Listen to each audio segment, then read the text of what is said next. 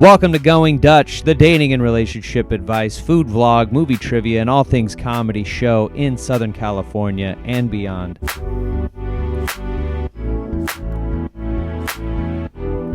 Welcome to Going Dutch, one of the best dating comedy shows in all of the internet land. If you've been scouring around and you're like, gosh, I want funny, but I also want dating advice, relationship quips. How do we end our squabbles? Gosh, I wish there was a third party that could tell us what the heck we're doing wrong or what the heck you doing right. I'm Kane Holloway. I'm your host. I'll be helping you out with that today. How did you guys find the show? How are you guys going Dutch today? You know, how are you guys doing the deed Dutch style? How are you guys going Dutch? You guys listening to this on Spotify, sharing, going tandem on some on your AirPods or your Beats by Dre? Are you sharing? Are you guys sharing each one headphone a piece and strolling down your neighborhood, or going through a walk on the park, or you're on a run, or are you guys on a road trip and you're listening to this show while one of you drives and the other one sleeps, and said they were gonna stay awake and then they fell asleep midway through listening to the melodic sounds of my voice? Yeah. Are you guys watching this while you're doing the dishes? One of you washes, one of you loads. How are you a team? Going Dutch, because that's what I want to spread the word of Going Dutch as a program you use to help your own relationship. Oh, I just figured out my show's thesis. If I could package and sell this as some dating exercise that you do, guys, go Dutch. Yeah, I've been planning this the whole time. Definitely not improv right on the spot. Guys, go Dutch. Okay, you want to save your relationship, you want to save your marriage, you want to save the few months that you guys have been rolling around on the ground, like rutting around like pigs in the mud, just naked as the day is yar. And you're like, God, we can't stop fighting. What do we do? Go Dutch. One of you split, one of you does, you guys do one thing together. Do a thing, do a chore, do an activity, and split it. There you go. I just figured it out. There you go. That's how you save your relationship. Do a thing, split it down the middle. One of you tackles one side, one of you tackles the other side. You come together, you're a team. And then you just send me all the thank yous at Going Dutch Comedy on Instagram. And you can also to Kane Holloway Comedy on Instagram. We got a good show. We got a great show. I don't know why I lowered the bar. We got a great show. Foo Fighters are here. We got a great show for you guys. A couple things just right off the bat. Mariners did not make it to the World Series, and people are in my goddamn ear. They see my hat. They see my Mariners hat and my Mariners swag that I still rock. Oh, yeah, I still rock it. And people are like, oh, gosh, how was Game 7 for you? How do you think Game 7 was for me? You think I was having a grand old Opry?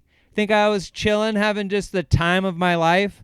Yeah, I mean, it was exciting for the first couple of innings, and then after that home run, good Lord Almighty, people are like, "How do you deal with it? How do you deal with it?" You know what it's like to be a Mariners fan when they go to the playoffs. It's like being in a relationship where you keep breaking up. Your ex comes back, and they're like, "It's going to be different this time.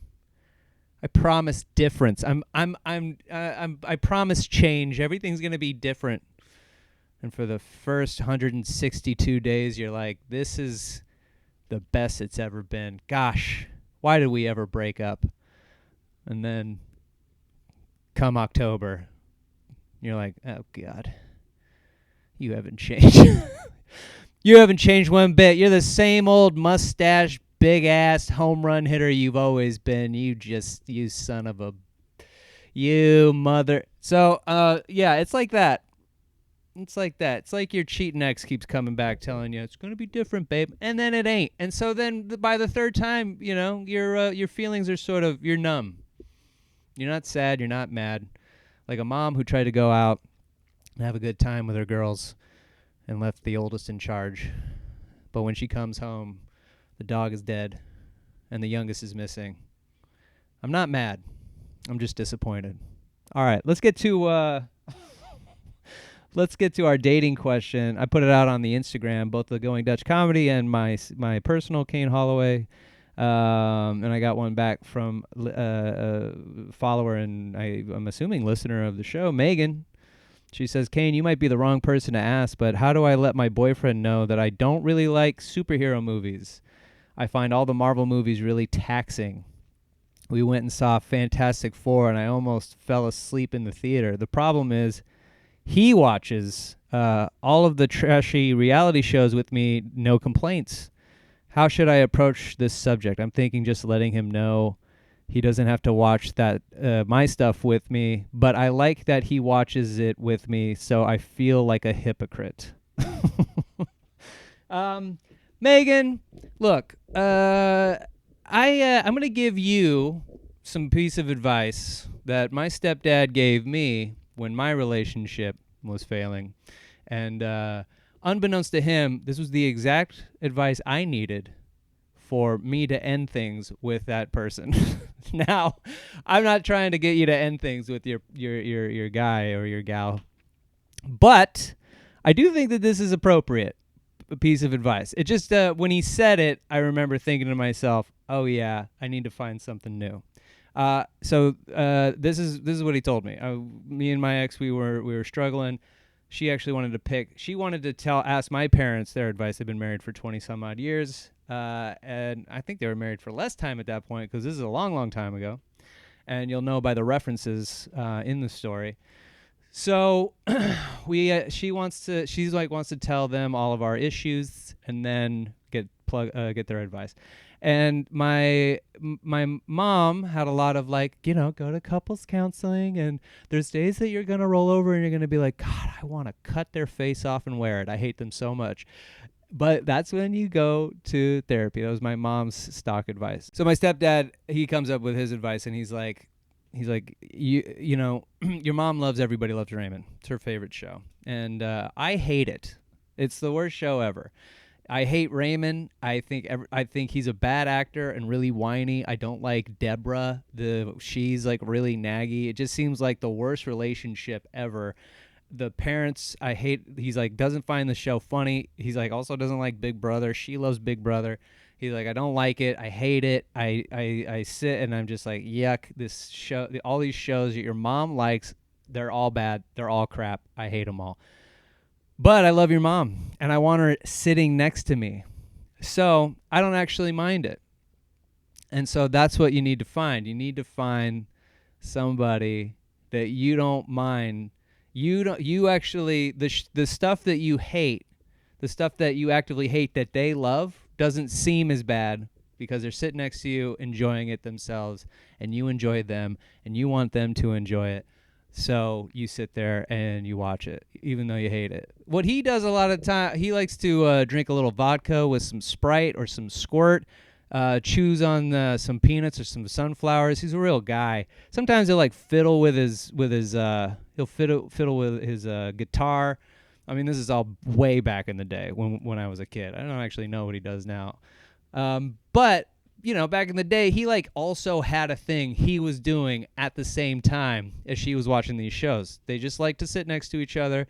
They enjoyed each other's company, and he would do his own thing sitting next to her. So I would say do that. I mean, you're right. Marvel movies get really taxing. And I also know what it's like to date a guy who's into those stuff. I mean, I don't know what it's like to date a guy who's into... I'm the guy. I'm the guy who's into that stuff. So I know that feeling of having someone sit next to you who's just like, I don't get it. I don't like it. I don't understand why you like it. None of this stuff, the superheroes, it's all dumb, and I hate all of it. And I've dated many women like that who don't participate, and I'll tell you, it's very lonely because I'm down to watch Housewives. I will tell you right now, Housewives is the worst show on TV. All of them, every single one of them, maybe excluding New York. because they're just so classically beautiful. God, they're just all those women on there, so beautiful, just so when they fight, it doesn't seem so like trashy. That's the problem I have with it. I grew up in trash. This is like rich trash. I grew up in poor trash, so there was a lot more violence. Like people yelled at each other and said crazy shit, but then once you said the crazy shit, if you were drunk enough, the gloves were off, and a lot of family outings turned into people fist fighting each other. So that's why I don't like it. It's a little triggering to me. However, I can sit and I can watch. I won't watch every one, but if, girl I'm dating is sitting there watching it, I'll sit down, kick it with her, and I'll ask questions. What's going on? Why are they at this brunch? Why are they yelling? And that's the other thing that boggles my mind about the show is, like, if you were to take it at face value, if you were to take the Housewives at just like, these are a bunch of rich women who all happen to be friends, who all plan elaborate trips together to the Poconos or whatever, and then every time they go out, they scream and yell at each other. If you were to just say, that's the show, you would, and there's no producer. If you don't even like think of the concept that producers are out there stirring the pot, then you would like me, sit and watch the show and go, why the fuck are any of these women friends? I would hate to be in this situation, and I would leave immediately. But they all stick it out. They all escalate a fight, and then the ones who aren't in the fray try to de-escalate the fight, but unless they're in the fight. Why the fuck are you friends? I don't understand it. But at the same time, that's what you're watching it for. Like, in the reality of if you take it at a reality face, if this was a situation, if my girl came to me and she was like, every time I go to brunch, fucking Siriana screams at me, calls me a pill popper and says I'm poor, and it's just like, she calls you poor, says you're a bald piece of shit. It's just like, maybe don't hang out with her. That would be immediate my advice. Maybe don't hang out with her anymore. And but these women, it's a TV show. They're characters on a TV show. They have to hang out, and that's part of the thing. Part of the thing is they yell at each other. I don't get it. I don't get the appeal. Like, if they're not, it's not like Survivor where you're trying to get money. You're trying to get something. You're trying to win and be the sole survivor and win $1 million, if that's even still the pot. All the infighting that happens, the backstabbing, they backstab to get them off the island, to kick them off so they could be the sole survivor. I so get when people shit on each other on that show. It makes complete and total sense. But those bitches aren't even trying to win money. They already have money. So why are they backstabbing each other? It doesn't make any sense. But my girl likes it, so I sit and I watch it, and I don't say anything. And what's cool is that she also sits and watches my shit. We give that to each other. I know you don't like it. She watches some shit, hates it. Will hate it. Hate every part of it. Think it like the whole thing is just like, God. She restless leg syndrome, ADHD, like everything's just attacking her all at once. This movie's too long, it's too boring, it's too sad, it's whatever. Let's God. And then, and she'll watch the whole thing, get done, tell me she hated it. And and that's great, because I'll do the exact same thing. You share it. So, how about this? How about you suggest? I'll suggest them to you. You suggest it to him if you haven't already seen him, and or your partner, whoever you're dating. Suggest them to them, and see what they are. You can't go wrong. Well, I don't know. It depends on how long your attention span is for a movie. I was gonna suggest watch The Batman on HBO. Take a break from Marvel. Watch The Batman, and then watch the sequel series with Colin Farrell, The Penguin. It's really good. It's a little Sopranos-esque crime show. That's the sequel to The Batman. If you haven't seen it, I would go back to back. Watch it like a show. Even you can break, because The Batman is 3 hours, treat that like a 3-episode miniseries, and then The Penguin is the sequel to that. Watch an hour at a time until you get all the way to the end. bang, start episode 1 of The Penguin.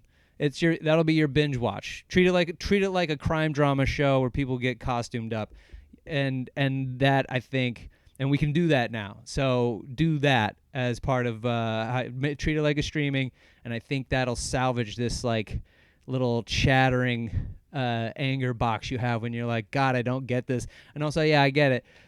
Fantastic Four, I was like, this is boring for a lot of it. I was bored watching it. When they were in space, the movie really kicked ass. When Galactus comes to the planet and starts running amok, I'm like, yeah, this movie rocks. Anything around that, I was like, ugh, so boring. I don't care. Hopefully that's a solution to your issue. Let me know, and we'll be right back.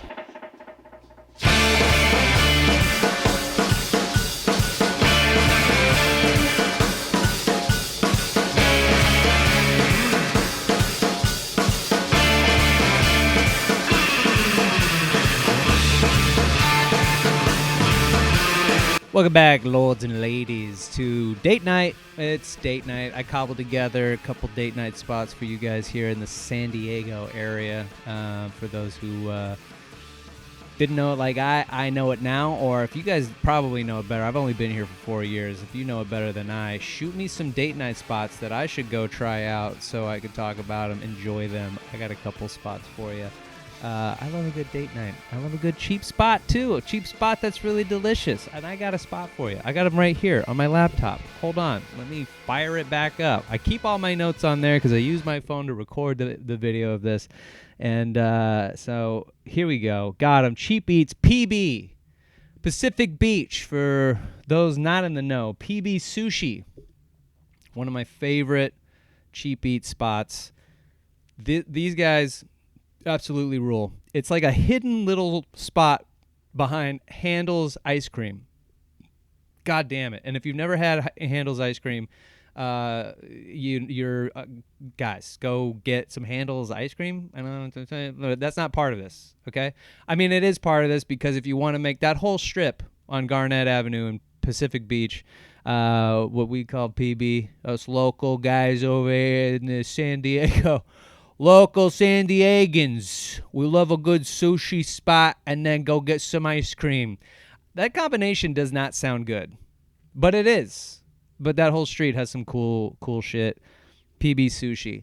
What's great about these guys is they have this huge giant menu, and all their rolls are half price all the time. So you can go in and order about $100 worth of sushi, which I grub by myself. Walk out of there $50. An incredible spot, cheap as hell, on this cool strip to go walking. Then you turn around, you go to Handel's, get some ice cream. Some of the best handmade ice cream in all of San Diego, in my humblest of opinions. And then you just walk up and down that street. Across the street is a spot called Mavericks, where if you want to go party and drink your little tits off, then bam, it's right there. Then you just keep walking, and then there's like what used to be a church-related gym. I think you had to believe in Jesus Christ to be able to work out there. Didn't appeal to me, but it was there. And there's also like right next to that is a spot that sells like ice cream and then pot pies. I don't understand that combination either. What pot pies already? Even if you get a little mini one, a little personal pot pies are heavy as shit. It's basically soup. It's big heavy soup baked in really dense pie crust. Who the fuck's going to eat ice cream after that shit? That's an insane combination. It's called pot and pie. Whatever. Gross. But PB Sushi, if you guys are into sushi, they do a great, they have also like this really good, like spicy garlic edamame.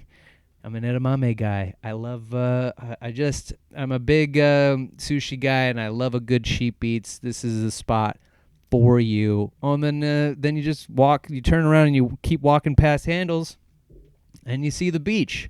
You grab your Handel's ice cream, you go walk onto the beach, and you go on the boardwalk, and you enjoy the lovely sounds of the waves crashing onto all the dead fish that have for some reason crawled up, and then people who walk their dogs in there watch the dogs chew the heads off of all those fish that have decided to jump up onto the beach and die.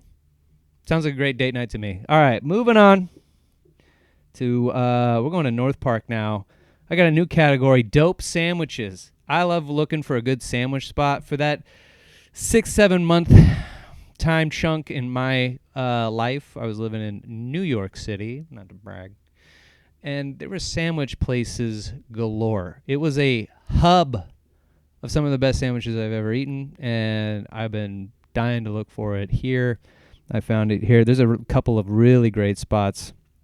And the Lou's Deli in North Park is incredible. It is so good.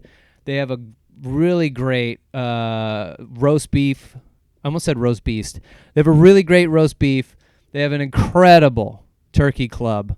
The bread is toasted. The way it's prepared is just so, like, all the aioli and the spices that are inside the aioli that are laid on top. And they do the triple decker bread, meat, cheese, bacon, avocado, aioli, bread. It's so good. That's one of my favorite sandwiches that they have there. And then right next to it is the party spot. That's my other category, the party spot. So right next to, shared to Lou's Deli, is Happy Medium. So you grab you go and you order your sandwich from Lou's Deli. Sit down at Happy Medium. Comes with a little bag of popcorn. They give you a complimentary bag of popcorn. Happy Medium has all these like really cool slushy drinks. They got NA beers. It's a really like sick little spot that you can grab a bite to eat, then sit and kick it. They got outdoor seating, but like the windows, like big giant windows, they open those, and so it just feels like a party spot that you could hang out all day. That whole area in North Park is really incredible. And it's just like, if you want to start your night at Lou's, get some grub, and then you can just walk up and down. There's this dope t-shirt spot called Speakeasy, just like one block down. Right after that, you can make a whole day of this. Get to the Speakeasy, and then they have really incredible graphic tees that are brand new, but at used prices. So you're spending like 15, maybe $20 on a shirt, sweater, pants that are really great quality, last a really long time. A lot of the shirts that I have are from Speakeasy. Like a lot of my graphic tees I got from there. They have dope hats, and they have like off-brand. It's like shit that they just like, that was made and like didn't get distributed out to the shopping malls. I'm not entirely sure how it works. I've never asked. I don't want to look a gift horse in the mouse. I don't want to look a gift horse in the mouse. Okay? You know that old saying, don't want to look a gift horse in the douse. So, but Speakeasy, dope as hell. You can go get like a shit ton of everything. Like that's a cool cheap spot to get some dope clothes and on your little trip out to go get a dope sandwich and a cool party spot. Also, speaking of drinking, I don't drink, as some of you may know, but I said at the top of the show and the previous episode. But I was out in a boot looking for some good pumpkin-style beer. I miss pumpkin-style beer since we're in the month of October, and I wanted some really good non-alcoholic pumpkin-style beer. And I found this place called Morning... Oh, shit. Now I gotta... God damn it. Now I gotta look it up. I had it, and then oh, man. See... This is why you always got to keep your notes at the. You got to. This just happened today, so you got to keep your notes. And then, of course, I deleted the Instagram. God damn you son of a bitch! See, this is why you don't do well at office jobs, because you just you think you're ready, and then you're not ready. Then you show up to the meeting, and you barely have it together. Every office job I ever had, everyone's like, Kane, do you have all the things that you needed? I'm bad at school. I'm bad at office work. This is why I do this. And I'm doing, this is my own show. And I was like, I'm going to talk about it. And I forgot the name because I have like weird short-term memory loss. And then I was going to put it in my notes and I fucking didn't.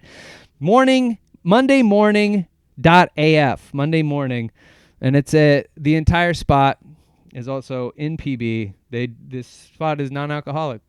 They have like this array of non-alcoholic beers, wines, liquors, all these things where you can like make really cool cocktails and like drink wine and feel like you're drinking when you're not drinking.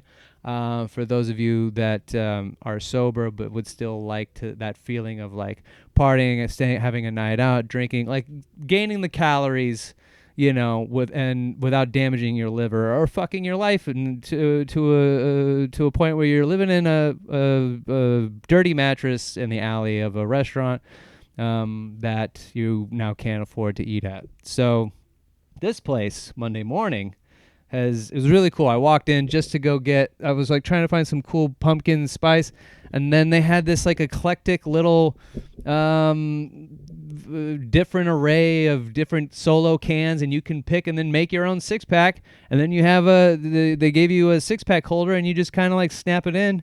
And I found this beer from Go Brewing, having it for the first time. It's called Fucking Pumpkin.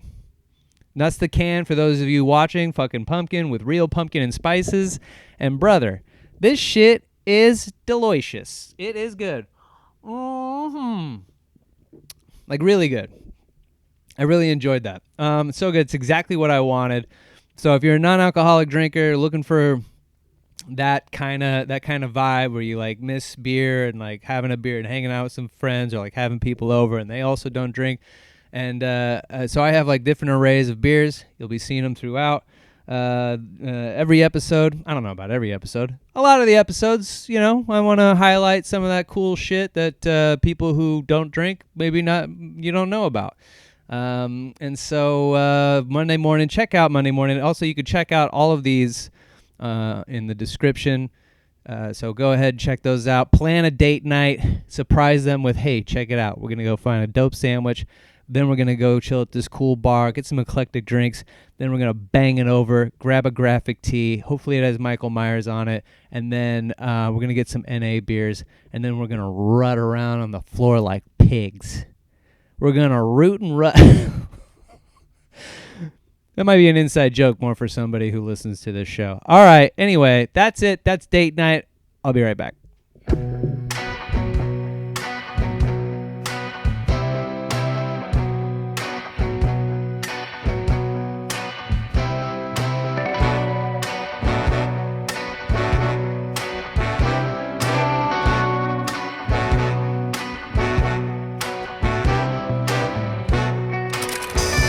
And we're back.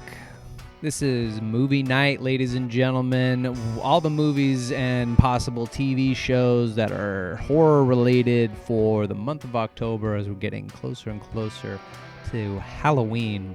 I've been doing a movie or horror themed TV show a day, every day in the month of October, because I love movies, I love horror movies, and I love to torture myself because this is harder than it looks, trying to carve out 2 hours and also an entire TV show every single fucking day. What am I, insane? Why would I do this to myself? But it ended up got a list of last episode, I guess.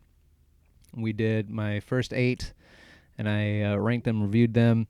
And then today we got my next 8, 9 through 16.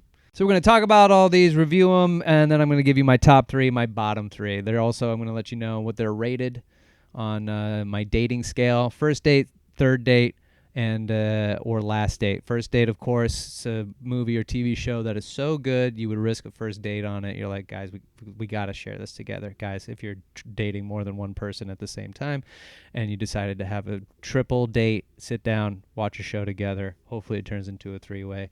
And then if it's a third date where it's something that's like, it's fine. It's pretty mediocre. If we made out for a good portion of this or decided to smush, then I don't care what we would miss. I'm sure we could pick it back up right around the time we get finished and Last Date. It's something that is so awful, just incomprehensible. You're like, you know what? This is going to be the last thing we watch before we break up. I hate you, and you have to experience this with me. So here we go. Number 9. Netflix's Monster, the Ed Gein story. Yeah, this is, I loved Monster, the Dahmer story. I thought that they did a really great job of showcasing like what was going on in Dahmer's head, and then what led to him killing all these folks, and then how it took so long for him to get caught. And then, you think the thing that was disappointing about that one is you thought it was going to be more, they were going to highlight more of like the racial inequality of the show, which is why Dahmer got away from it. Why Dahmer got away of it. What the fuck am I trying to say? Why Dahmer got away with it. Good Lord. What, did I have a stroke? Why Dahmer got away with it for so long? Because he was targeting black males. Gay black males, so it's marginalized twofold, and you think it's going to be this cat and mouse game between him and his neighbor, and it's not really that, but it was still a compelling story, still the way that it was told in a very compelling way. And then Monsters, the sequel to that was Monsters, the Eric and Lyle Menendez story, which was less intriguing but had a few pretty good episodes. There was an episode where they meet OJ in prison, which happened, but it's not anything to do with the story. Like OJ doesn't pop up later, and and so like I guess it was to highlight. I guess if I'm gonna give that moment credit, I think it was to highlight the fact that they were the big news story until OJ killed Nicole, and then he got sent to prison and everyone forgot about them, and then they their trial, no one cared about their trial anymore, and it stopped being a big story. And then there's this one take episode that was really compelling. But for the most part, like that one was very hard to watch. It was hard to watch for the subject matter, as well as it was hard to watch because it I'm not sure exactly how I'm supposed to feel.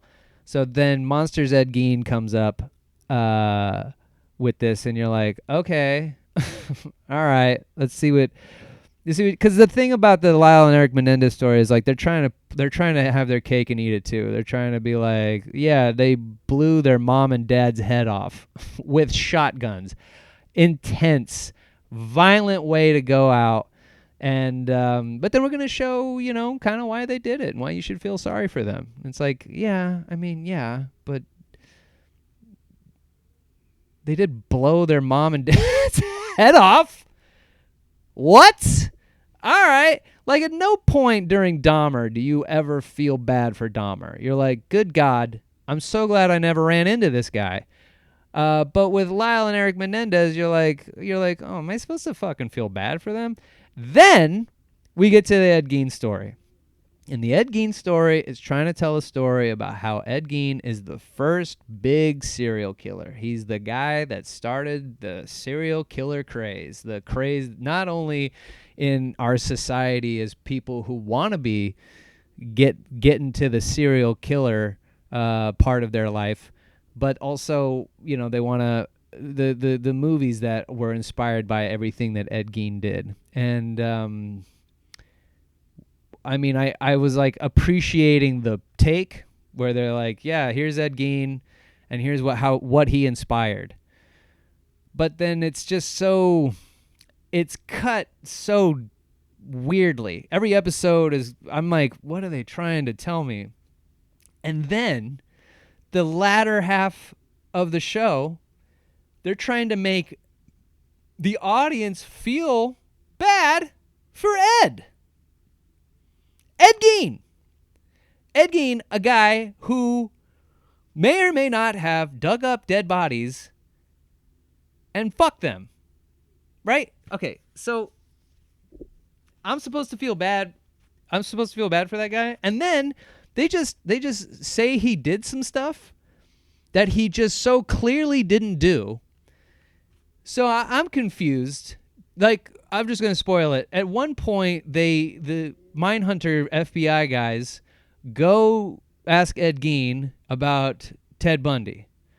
And Ed says that he knows who it is. He knows that it's Ted Bundy. Go find Ted Bundy. And he helps the FBI catch Ted Bundy.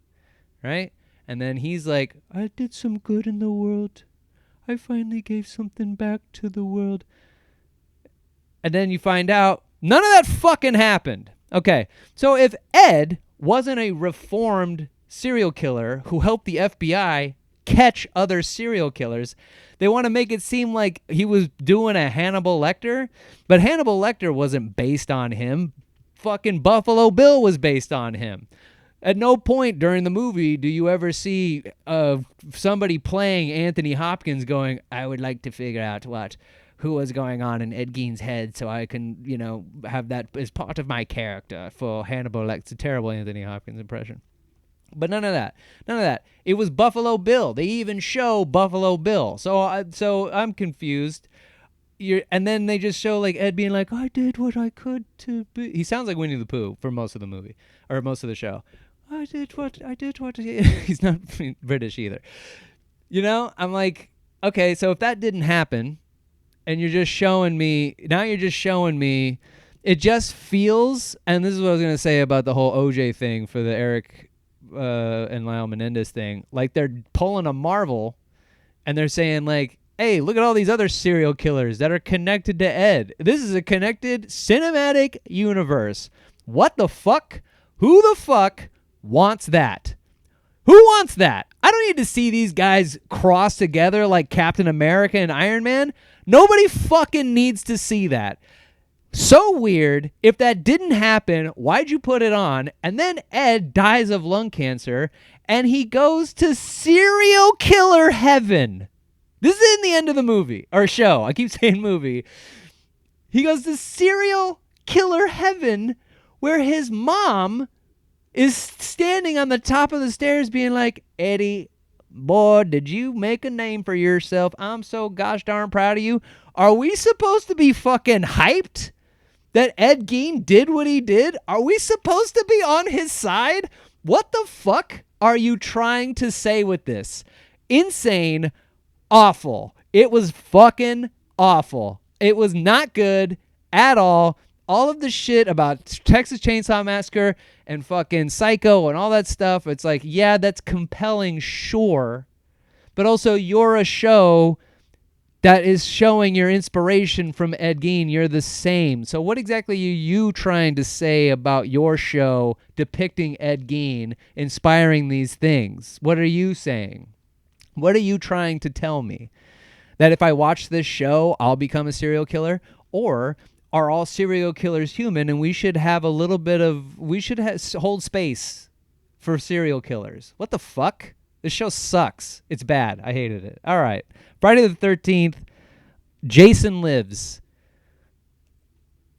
All of these are bad. I just got to say it right now. All of these are bad. I spent so much time on Monsters Ed Gein. There's just like, okay, so grown-up Tommy again is back.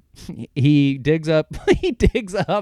He's not convinced that Jason is dead, so he digs him up out of the grave that he was in. Tommy killed him. He's dead. Jason wasn't even in the last movie. It was some guy pretending to be Jason, and then they hinted that Tommy was supposed to be the new Jason, but now Tommy is not the new Jason. Tommy is here to be Jason's nemesis. Tommy digs him up, sticks a spike in his chest, electrical storm, hits the rod, reanimates Jason. Jason is now a zombie. What the fuck? Then, now Tommy, who it's his fault, this is his fault, is now running around trying to tell people that Jason is back and then getting shitty and indignant around the cops who don't believe him. Like, he's like, you gotta stop Jason. It's like, bitch, you fucking started this shit. Don't high road anyone else in this movie. Don't do it because you brought this motherfucker back to life. This is your fault. I have no sympathy for you. It sucks. It was bad. Moving on. The Blackening. Blackening is very funny. It was on Netflix. I thought it was going to be, and I was hoping for it, but I got this feeling when I watched the trailer that The Blackening was going to be way more of a comedy than it was ever going to be a horror movie. And I was right. It's like, I really wanted it to just be this really, I wanted it to be Scream. I wanted it to be this self-referential horror movie that is really intense, scary, gory, and like, contemplative about, black people's role in movies. And it was basically Scary Movie again. It just felt like another Scary Movie.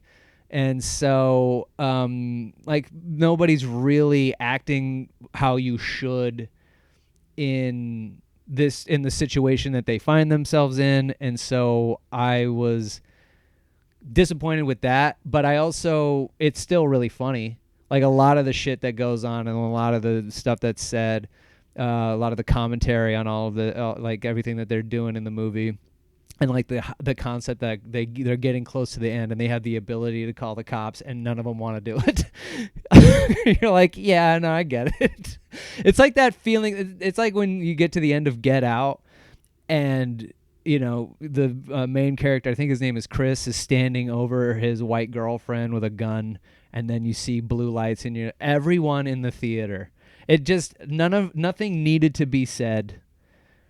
Everyone in the theater was like, oh my God, it's over. He's so fucked. All right, moving on to Friday the 13th, New Blood.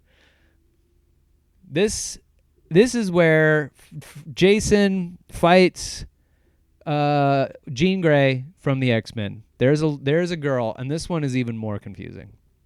There's a girl. Tommy doesn't exist anymore. He was Jason's nemesis. He's able to somehow get Jason into the middle of Crystal Lake, chain him to the bottom of the lake, and then that's where Jason stays. So at one point, this little girl is seeing her parents fight, so she rows out to the middle of the lake. Then the dad comes out to a dock that's really high, really, really high in the air. And which makes the dock not a dock, even though she goes to use the dock and then to get on the boat. And then all of a sudden the dock is like 40 feet in the fucking air. And then she's so mad at her dad that she uses her psychokinetic powers to bust and break the whatever. The thing, I can't even remember the name of it now. Talking about these movies drains my intelligence. Truly, it makes me dumber.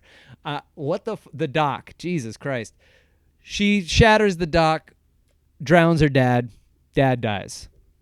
Cut to many, many years later. This little girl is now an adult woman, which they've done already with Tommy.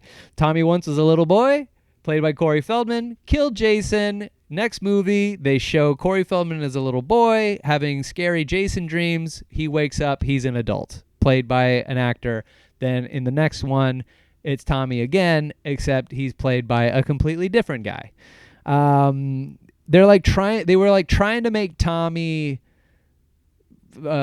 Jason's version of Jamie Lee Curtis, but Tommy wasn't there at the beginning. And this franchise is all over the fucking place. Anyway, so now there's a person with superhuman powers. She has Professor X powers, and she can move things with her mind. She accidentally wakes up Jason. So Jason starts killing people. And then she gets into a fight with Jason where she uses her telekinetic powers. And then she is able to set him on fire. And then they get to the dock. And then she uses her powers again to resurrect her dad, who died, I'm going to say, 15 years ago, give or take, right? There's no timestamp. So, but he bursts out of the water and then grabs Jason, drags him down to the lake again. And the dad looks exactly like he looked 15 years ago. Huh? None of that is how any of that would work. If we're gonna go, the dad doesn't have superpowers, right? He's not Aquaman. And if he was, why did it take him so long to get out of the fucking water? So, let's say the dad drowned, right? He's now a bloated, big puffy corpse until the water just erodes, until decay happens, and he would be a skeleton, right? He wouldn't look exactly like he looked 15 years ago. The guy looks exactly like he looks at the start of the movie. Just wet. He's just wet. Okay, let's say he doesn't die and he's just under the water. Right? So he didn't age while he was under the water? But you did. He wasn't in the ice. It's like truly an insane and upsetting thought to think this was popular. There's a fucking reason I've never watched these movies. I watched the first one and hated it. The first one is bad. It's a bad movie. The second one is just as bad, but now it's just a male killer. It's bad. They're all bad. This one's bad. Why do they keep getting fucking made? I don't get it. They even remade it, and that one was bad. They remade it knowing all the pitfalls of what the problems are with the other 900, and they were like, well, let's just, we'll do it good. We'll do it good because it's 2013 or whatever. And that one sucks. Okay, bad. Moving on. Joyride. This is a great movie. Paul Walker, Steve Zahn, they get a ham radio or whatever, and then they go on a joyride to go pick up this girl that Paul Walker is into. It's pre-Fast and the Furious. He loved driving cars in movies. It was like his favorite thing. And then they get a radio, and then Steve Zahn decides he wants to play a trick on a truck driver who's like lonely. So Paul Walker pretends to be a girl, gets him to a hotel to fuck with somebody in a room, and then the truck driver figures out who they are and starts taunting them. It's basically what I called in my review white trash Scream, and it's funny, and it's scary, and it's tense, it's ridiculous, it's everything. It's just so good. It's one of my favorites. I watched it recently. I've been watching it a long time. It holds up. Joyride's great. I love that movie. Number 14, The Substance. This one is, everyone's been talking about The Substance. That one is fucking so good. The Substance is incredible. Probably my favorite movie I've watched for this series of movies. And one of my favorite movies of the year that I've watched. It's as good as everyone was saying it was. I don't know why I didn't watch it, but it's fucking incredible. Demi Moore. It's what I love about The Substance is that it is so well thought out. It's such a well thought out story. The dialogue in it is so minimal, but you get exactly what everybody wants and what everybody's struggling with basically no inner dialogue, no inner monologue. No, at no point does anybody say anything out loud to hold the audience hands. But it's just so well crafted as a story that they don't need it. Like, I can't imagine that the script is very long, but it is really well done. Demi Moore kills it. Still, just, gosh darn it. So hot. I just loved that it was just this movie about, it's this body horror movie about the beauty industry and and our obsession with age and youth and hotness and the turmoil we all put ourselves through to continue to cling to our youth. I even talked about it last episode with friends who are at my age who are like, you eat past 8 o'clock and it makes you want to kill them and kill yourself. And but it's just like, there's just like that, it's like that scene in Barbie where Barbie says to that old woman, you're beautiful, and the old woman's like, I know, basically like, people can be beautiful no matter how old they get. And so in this movie, the torture that they put themselves through to get to be beautiful, to be looked at and sought after, I just thought it was great, and it ends in the craziest way. Just one of the coolest ways to show someone's backstory at the start of the movie. I knew I was gonna love this movie when they show them putting the main character's star on the Walk of Fame, and then they just show a time lapse of that star and the eventual cracks in the star, showing you basically like where her mental state is gonna be by the time we meet her. And then it's fucking chaos after that. Substance is the best. Really great. My favorite. Number 15, Vicious. This one was on Paramount Plus. Dakota Fanning, old lady comes to her house, gives her a box, says, this is yours now. I'm going to leave. She leaves. And then the box starts to torture Dakota Fanning and making her put stuff in the box. And it's also a body horror, psychological horror movie. And it's basically a one-woman show. It's just pretty much just Dakota Fanning acting against Dakota Fanning. And showcases her skills. She still has it. She's killing it. She's really good. And I thought the story was pretty great. I wanted more investigation into the box itself, but the movie takes place in one night. Like, she basically gets the box starts to torture her, and then she accepts that, okay, well, I feel like shit, so I have to sacrifice things about myself and put it in the box. And then, she starts to learn things about herself and things she needs and she doesn't need. And but ultimately I was like, this is like pop-up scary. There's a lot of jump scares, so the rewatch ability of it, it kind of like wanes, because you're like, oh, someone's gonna come around the corner and freak her out, and then that'll end. And so you really love this psychological horror parts of it all. Thought that was really well done. And then it ends in a really cool way, but also still in a confusing way, where you're like, okay, but also,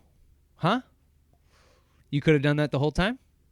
And also, why didn't you do that from the start to then maybe figure out, is this thing full of shit, or am I going crazy? But, whatever. Still thought it was good. Moving on. This is the last one on the list. Another Friday the 13th. Friday the 13th, Part 8. Jason Takes Manhattan. And for some reason, I had high hopes for this, that it would be so bad it's good, because how did Jason get to Manhattan? And then what does he do in Manhattan? How does he take the city of Manhattan? The killer who is never out of the woods is finally in the concrete jungle. And how does he take it? How does he grip the fear, the hearts and minds of the Manhattanites? Right? And then you watch the movie and you realize that Jason's in Manhattan for up to, I'm going to assume because I didn't time it, but I'm going to say he's in Manhattan for 10 minutes. And the movie is, I'm going to say like 2 hours, close to 2 hours, an hour and 50 minutes long. He's in Manhattan for 10. Most of the movie takes place on what I would say the most ludicrous idea of getting one character from one point to another point. A bunch of high school graduates take a fucking like shipping container boat. I don't even know what the fuck to call it. A big giant rig. They take a giant shipping ship. God, what the fuck do you even call it? They take this big giant boat to New York. Jason gets on the boat and then he kills almost everybody before they even get to Manhattan. And then when they get to Manhattan, Manhattan is so cartoonishly evil. Just the city itself. As soon as they get off the dock and down an alley, they have been in, not exaggerating, they have been on the island of Manhattan for up to 30 seconds. They get mugged immediately. They get mugged immediately, and then the person you think is the main character gets taken away, kidnapped from the rest of her group. Then they're about to assault her, and then they shoot her up with heroin or something, some drug. It was green. It was like close to green, and you're assuming it's heroin because what else would they give her? And then what else would the public know that that they're doing? It's So I'm gonna assume it's not ever really said what it is, but you're just gonna assume that's heroin. So they give her heroin, and then Jason comes and kills them. And then for the rest of the movie, she's running around perfectly fine. Now, I myself have never done heroin, okay? But I have seen people I've been in rooms where people talk about what it feels like to be on heroin, and that bitch was not on heroin. She wasn't even remotely pretending to be high. She didn't even try to be high. Like, she just got it. They gave it to her. I watched them inject her with it. Then she just is sober as a judge the rest of the time. She even drives a car perfectly down the street to run Jason over. What the fuck? God damn it. All of these movies are hot, terrible diaper garbage. I hate them all. I hate every single fucking one of them. None of them are good. Just the straight up Jason ones. I'm about to watch Jason X.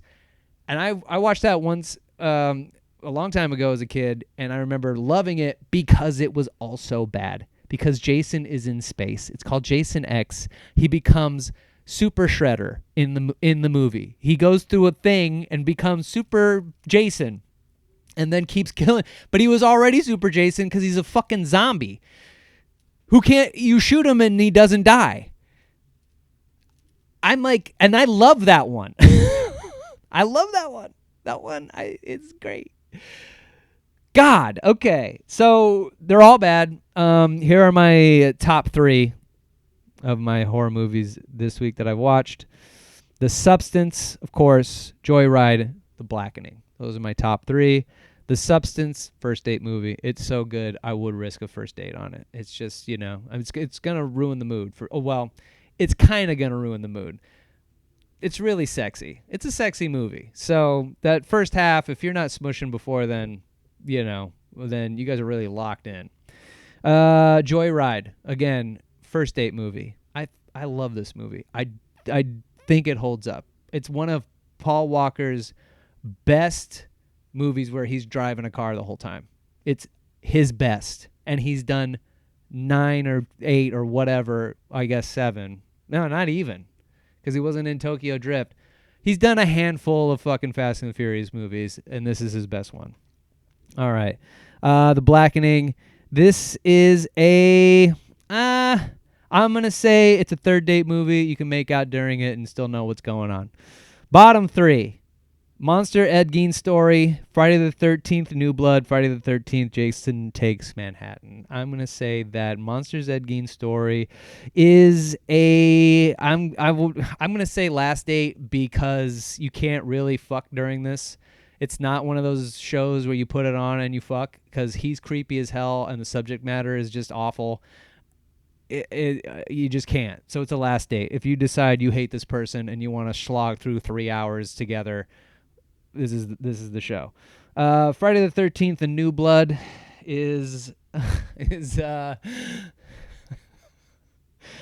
I'm gonna go third date because there's enough going on with it. Like there's enough, like the girl having psychic powers and them having a fucking X-Men fight is interesting enough to make you want to keep it on.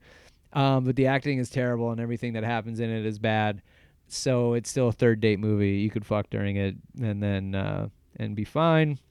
And then Jason Takes Manhattan, last date. I hate this fucking movie. I think it is so boring, so bad, so really poorly executed. Shouldn't have been called Jason Takes Manhattan. He's not even fucking. He's barely there before he gets killed.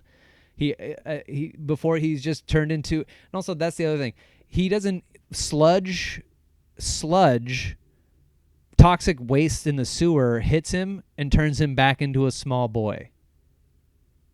But, okay. So then the next movie is Jason Goes to Hell, which I've watched. And Jason is a full-grown man stomping around Camp Crystal Lake again. So what the fuck? Okay. Those are my picks. That's the show. What did you guys think? Is there some horror shows that I've missed that I haven't talked about that you would like me to watch and comment on? Did you watch any of these? What did you think? Did you agree? Do you disagree with me? What about some date ideas? Hit me with some spots, places to go out and eat, grub, party, any of those cool spots. If you know of any great any beers or any cocktails or cool like spots that have like mocktails and shit for guys like me, you can send all of that shit plus your dating and relationship advice questions to Going Dutch Comedy on Instagram. You can follow me and send it all to @Kane Holloway as well. Subscribe to the YouTube channels, Kane Holloway, and then the Going Dutch. We have separate YouTube channels. See a lot more of my stand-up on my personal one, and a lot more of the Going Dutch clips on that one. Subscribe to the show on Spotify and all the places that it happens to be at. I really appreciate you guys checking it out, and I'll see you guys on the next one. Oh, and also we got some live shows coming up in November. We're going to be in Utah, as well as we're going to be at Weir Beer. Dates are going to be in the description down below, and then I'm working on another spot in North County in Carlsbad that will host Going Dutch show. I'm going to pull questions from the Bull, funny comics. We're going to do some live music stuff. It's going to be a great time. So I hope you guys are ready for all of that stuff. Again, links to all this stuff, all of the live shows and social medias and all that in the description, as well as all the date spots and the list of the movies. So thank you guys for checking out this show. I'm so glad you guys are here. Glad to be back podcasting and talking about all the weird, crazy, dumb dating stuff that I do and that I can help you out with. And that's it. That's the show. Bye.